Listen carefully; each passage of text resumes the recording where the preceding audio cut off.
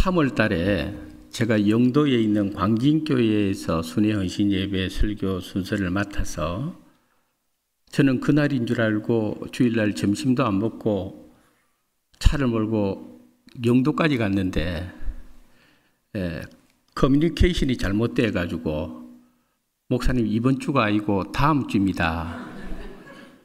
그래서 할 수 없이 차를 돌려가지고 저희 교회로 오는데 내가 실수로 그 교회에 갔다가 허탕을 치고 돌아왔다는 이 비난을 받기 싫어서 저희 교회 근처 명품 장어 식당 그 주차장에 앉아가지고 우리 교회 예배 끝날 때까지 기다리다가 설교를 한 것처럼 하고 들어갔습니다.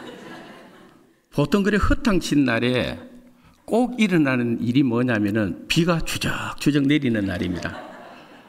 얼마나 내 마음이 그때 울컥했는지 모릅니다. 저는 영도 쪽만 가면은 길을 잘 헤맵니다. 어떤 분들이 그러더라고요.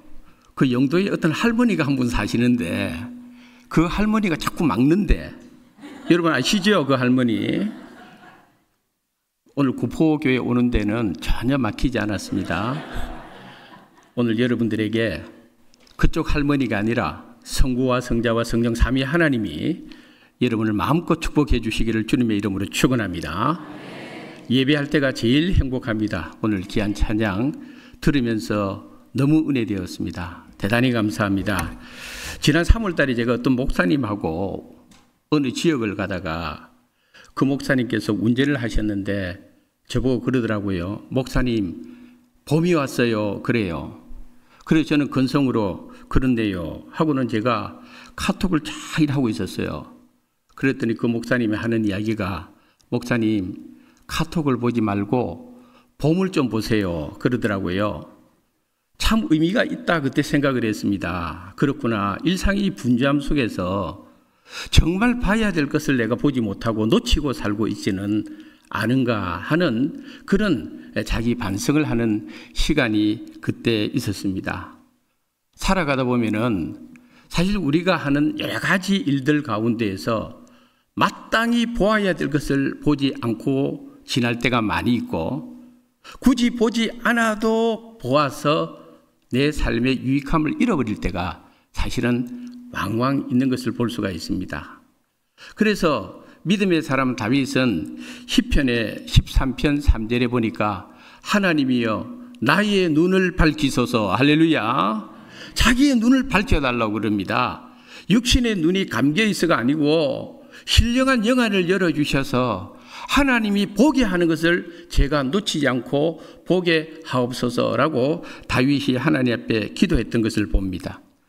제가 일전에 서점에 가서 도서를 검색하다가 눈에 띄는 특별한 제목을 가진 책을 발견하나 했습니다. 그 책의 제목은 다정한 무관심입니다. 여러분 어떻게 생각합니까? 다정함과 무관심이 어울리지 않는 단어인데도 불구하고 그 책에는 다정한 무관심이라고 하는 책 제목을 거기에서 발견하게 되었습니다. 그리고 제가 그 책을 좀 보다가 앞에 조그마한 소제목이 또 있는데 그 소제목에 뭐라고 되어 있는가 하면은 함께 살기 위한 개인주의 연습, 이렇게 되어 있습니다. 이것도 참 특이합니다. 함께 살기와 개인주의가 어떻게 이게 조화를 이룰 수 있겠습니까? 다정한 무관심, 함께 살기 위한 개인주의 연습, 이걸 보면서 서로 어울리지 않는 듯 하면서도 제가 그 책의 목차와 내용을 잠시 훑어보니까 나로 하여금 뭔가 생각하게 만드는 내용이 그 책 안에 있다는 것을 알게 되었습니다. 제가 전에 한 번은 TV에서 세계의 여러 가지 소식을 전하는 한 프로그램에 중국에서 일어나는 한 사건을 보게 됐는데, 중국의 한 시장에서 많은 사람들이 왕래하는데 어떤 사람이 넘어졌습니다. 그런데도 그 사람에 대해서 어느 누구도 관심을 가지지 않고 지나가는 것을 보고 어떻게 사람이 이럴 수가 있을까? 저 사람이 어쩌면은 생명의 위험을 감수하고 있는 어떻게 보면은 정말 죽을 위기에 봉착해 있을 수도 있는 저 사람을 어떻게 그곳에 있는 수많은 사람들이 못 본 채 하고 지나갈까 하는 정말 그 충격적인 모습을 제가 본 적이 있습니다. 오늘 본문에 보면은 하나님께서 모세를 통하여 율법을 주시는 가운데에서 1절과 3절과 4절에 연속해서 나오는 한 문장이 있습니다. 우리 한번 따라 하실까요? 못 본 채 하지 말고. 못 본 채 하지 말라는 이야기를 하나님께서 이스라엘 믿음의 공동체에게 주고 있는 것을 볼 수가 있습니다. 무엇을 못 본 채 하지 말아야 될까? 첫 번째는 보니까 소나 양이 길 잃은 것을 보거든 못 본 채 하지 말라, 이렇게 말씀해 주고 있습니다. 두 번째는 보니까 낙이나 의복을 잃어버린 것을 발견하거든 역시 못 본 채 하지 말고, 이렇게 되어 있습니다. 잘 보관했다가 그 주인이 나타나면은 그것을 그 주인에게 돌려주라는 이야기입니다. 세 번째로 못 본 채 하지 말아야 될 것이 뭐냐? 낙이나 소가 넘어진 것을 보거든 역시 못 본 채 하지 말고 형제를 도와 넘어진 낙이나 소를 일으켜 세워주라, 이렇게 하나님께서 말씀을 통하여 이스라엘 백성들에게 알려주고 있습니다. 이 세 가지 모두의 주제는 뭐냐면은 못 본 채 하지 말라는 것입니다. 오늘날 우리가 살고 있는 이 세계는 날로 개인주의가 더 팽배해지는 시대에 살고 있습니다. 다른 사람들의 삶에 대해서는 관심이 없습니다. 오직 내 자신에게만 집중하는 시대, 나만 잘 살면 되고 나만 잘 되면 된다고 하는 이 개인주의가 철저하게 자리 잡고 있는 시대에 오늘 우리가 살아가고 있습니다. 제 개인적인 이야기를 해서 대단히 미안합니다만은 저희 어머니께서 오랫동안, 제가 고등학교 때 우리 아버지가 집을 하나 지었는데 그 집에서 수십 년을 사시다가 몇 년 전에 우리 어머니 소원이 뭐였는가 하면 아파트에서 한번 살고 싶은 것이 어머니 소원이었어요. 그래서 우리 어머니가 결국은 그 집을 팔고 아파트로 들어갔는데 처음 얼마 동안에는 우리 어머니께서 너무너무 좋아하셨어요. 야, 아파트 사니까 너무 편리하다. 야, 아파트 사니까 참 깨끗하고 좋네, 이런 말씀을 하시다가 어느 순간부터 우리 어머니의 말씀하는 방향이 바뀌었습니다. 아파트 사니까 재미가 없어. 아파트 사니까 앞집에 누가 사는지도 모르고, 아파트 사니까 사람과 사람 사이에 오고 가는 정을 전혀 못 느껴. 내가 전에 단독주택에 저 위에서 살 때는 약간 높은 산동네였는데 봄이면은 쑥을 뜯어가지고 쑥국 끓여가지고 정길이 엄마, 정길이가 눈감 접니다. 정길이 엄마 쑥국 드세요. 쑥 털털이 만들어 왔어요. 가을이면 호박죽 끓여 왔어요. 심지어는 그 동네에 술만 마시면은 우리 어머니 찾는 한 아주머니가 있었습니다. 그 아주머니의 주사는 항상 술만 마시면은 정길이 엄마 불렀어요. 그 정길이 엄마가 언제 끊어졌는가 하면 제가 신학교 들어가고 나서 끊어졌어요. 왜? 이제 우리 아들 목사 되니까 술 마시고 정길이 엄마 소리 좀 하지 말라고 하는 바람에 끊어졌는데, 어쨌든 그때는 그런 정이 많았는데 말이죠. 아파트에 오니까 너무 서로가 서로에 대해서 못 본 채 하고 정없이 살아가는 것이 너무 가슴 아프다면서 다시 단독주택으로 옮겨가면 안 되냐 그러더라고요. 그래서 제가 어머니 보고, 어머니, 이사하는 것이 어머니도 많이 해봤지만 이게 쉬운 일입니까? 그냥 하나님 부르시는 그날까지 힘들지만 그냥 아파트에서 생활하세요. 그렇게 하고 저희 어머니를 달랜 적이 있는 것입니다. 신앙생활의 성패는 어디에 있느냐? 무엇을 보느냐에 달려 있습니다. 어디에 관심을 가지느냐에 달려 있습니다. 저는 초등학교 때부터 대학원까지 호주에서 또 공부할 때까지 저는 단 한 번도 1등을 한 적이 없습니다. 그런데 제가 입시와 관련해서 1등의 기쁨을 누린 적이 딱 한 번 있습니다. 그게 뭐냐면은 1988년도에 제가 서울 광나루 신학대학원에 시험을 칠 때에 제 수험 번호가 전국에서 1번이었습니다. 수험 번호 1번은요, 수석하기보다 더 어렵습니다. 전국에 1,몇백 명의 지원자, 요즘은 신학생 잘 안 가지만은 신학생들의 수가 급감하니 그때만 하더라도 정말 경쟁률이 어마어마했습니다. 전국에서 광나루 신학대학원에 시험을 치기 위해서 수험 그거를 지원서를 내는데 제가 전국에서 1번이었단 말이에요. 이게 얼마나 좋은 거냐 하면은 시험을 치고 나서 합격자 발표할 때에 맨 위만 쳐다보면 되는 거예요. 중간에 있으면은 찾는다고 정신이 없는데 저는 맨 위만 쳐다보면은 1번에 내 이름만 있으면 합격, 없으면은 불합격이에요. 제가 그래서 그 해에 광나루 신학대학원의 신대원에서 제가 제 1번으로 제가 면접을 본 사람인데 그때 저를 면접한 분이 고 주선의 교수님이셨어요. 저는 그 주선의 교수님의 그 인품과 신앙과 덕목을 잊을 수가 없어요. 그 주선의 교수님이 그 전에 신학교 강의를 하다가 어느 날 정말 서울의 한 뚝방촌, 그 가난한 곳을 자기도 모르게 발걸음을 옮기게 되었는데 늘 신학교에서 깨끗한 곳에서 학생들을 가르치던 그 교수님의 눈에 너무도 비참하게 생활하는 뚝방촌 사람들의 모습이 자기 눈에 고스란히 다 들어오기 시작했습니다. 그래서 주선의 교수님이 하나님께 기도했답니다. 하나님, 왜 저에게 이런 비참한 모습을 보게 하십니까? 라고 기도를 했다는 거예요. 그러면서 그 주선의 교수님이 깨달은 것이 오늘 이 하나님의 말씀입니다. 못 본 채 하지 마라. 못 본 채 하지 마라. 신학교에 가서 학생들에게 비전을 심어주는 말씀을 네가 전해라.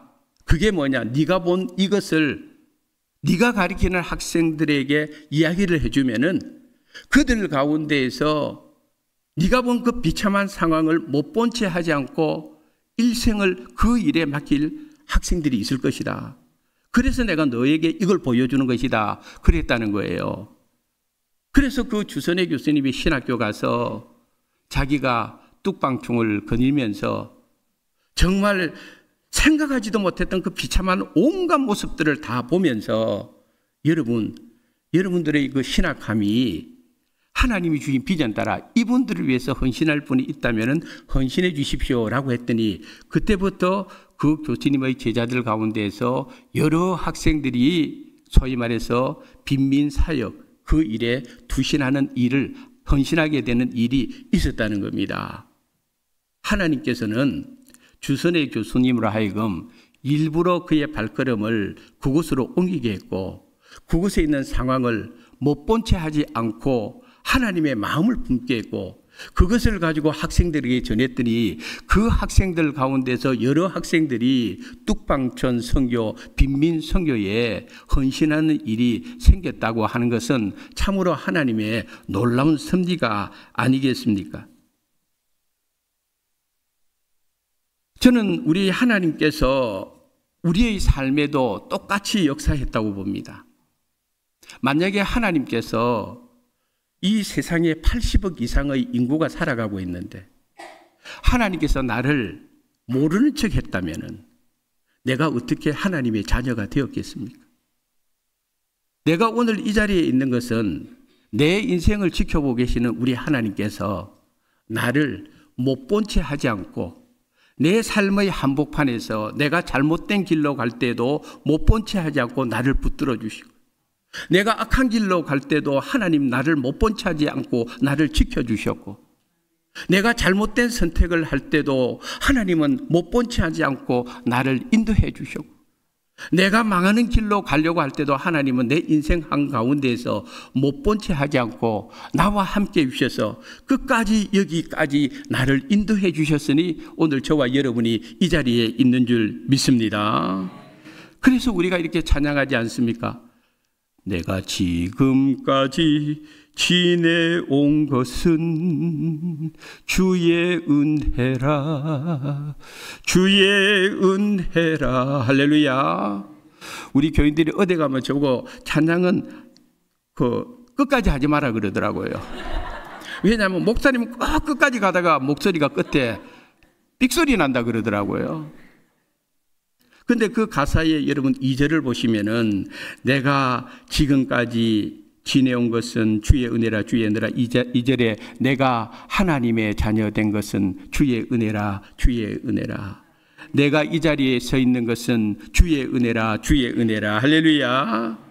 벌레만도 못한 우리를 하나님께서 못 본 채 하지 않고 예수님의 보혈의 은혜로 당신의 자녀로 삼아주신 것은 전적으로 내 인생을 책임지고 계신 하나님의 못 본 채 하지 않으신 그 은혜로 우리가 이 자리에 있는 줄 믿습니다. 오늘 제가 설교 좀 준비를 해왔는데요. 뒤에 특성이 있다고 해서 설교를 확 줄이겠습니다. 그러니까 여러분 표정이 얼마나 밝은지 모르겠어요. 제가 지난 주일에는 시내에 있는 항서교회에서 제가 항서교회에 헌신예배를 인도했습니다. 오늘은 구포교회에 와서 헌신예배를 인도합니다. 제가 얼마 전에 동네 지역의 목사님들 모임에 제가 초대를 받았습니다. 거기에 가서 목사님들하고 처음 인사도 나누고 각자의 섬기는 교회를 소개하는 가운데에서 그곳에 있는 한 목사님, 성결교회 목사님이 저보고 그러더라고요. 오늘부터 저를 형님으로 모시겠다 그러더라고요. 왜 그렇습니까? 물어보니까 사실은 여기 동네 지역의 목사님들 모임 중에서 자기 교회 역사가 제일 오래된 몇 년 됐냐? 108년 됐다. 근데 수왕교회 목사님이 오는 바람에 수왕교회 120년 됐기 때문에 이제부터 자기는 108번대에 빠지게 되고 목사님을 형님으로 모시겠다 그러더라고요. 그래서 제가 그렇구나. 항서교회의 교회 역사가 120년 됐습니다. 구포교회 120년입니다. 우리 수안교회 120년입니다. 근데 항서교회는 2월 달에 교회가 설립이 됐습니다. 구포교회는 3월 달에 설립이 됐습니다. 제가 섬기는 수안교회는 4월 달에 설립이 됐습니다. 2, 3, 4. 그래서 저는 지난주에는 항서교회 목사님을 형님으로 모시기로 했고 오늘은 구포교회 목사님 정명호 목사님 후배지만은 형님으로 모셔야 되겠습니다. 예, 그렇습니다. 우리 하나님께서 수천 년 가난 속에 무지 속에 말할 수 없는 고난의 역사를 수도 없이 겪은 이 한반도 땅에 못 본 채 하지 아니하시고 구포교회를 위해서는 미국 장로교 선교사를 보내주시고 우리 수안교회를 위해서는 호주 장로교 선교사를 보내주시고 항서교회를 위해서는 미국 장로교 선교사로부터 훈련받은 사람들을 통해서 교회를 세워나갔고 그 교회의 역사가 오늘까지 120년의 역사가 이어왔다는 것은 우리나라의 상황을 결단코 못 본 채 하지 아니하시는 선교하신 하나님의 은혜가 있기에 오늘 구포교회가 있고 할렐루야, 수안교회가 있고 할렐루야, 우리 대한민국에 이만큼 축복받았고 이제는 국제 선교회를 통하여 전 세계로 못 본 채 하지 아니하시는 그 하나님의 마음을 담고 선교에 쓰임받게 됐으니 이것이 또한 얼마나 큰 은혜인지 모르는 것입니다. 못 본 채 하지 아니하시는 이 하나님의 은혜를 붙들고 우리 구포교회뿐만 아니라 부산 국제 선교회가 하나님의 신령한 축복의 도구로 선교의 도구로 귀하게 앞으로 계속해서 쓰임받기를 주님의 이름으로 축원합니다.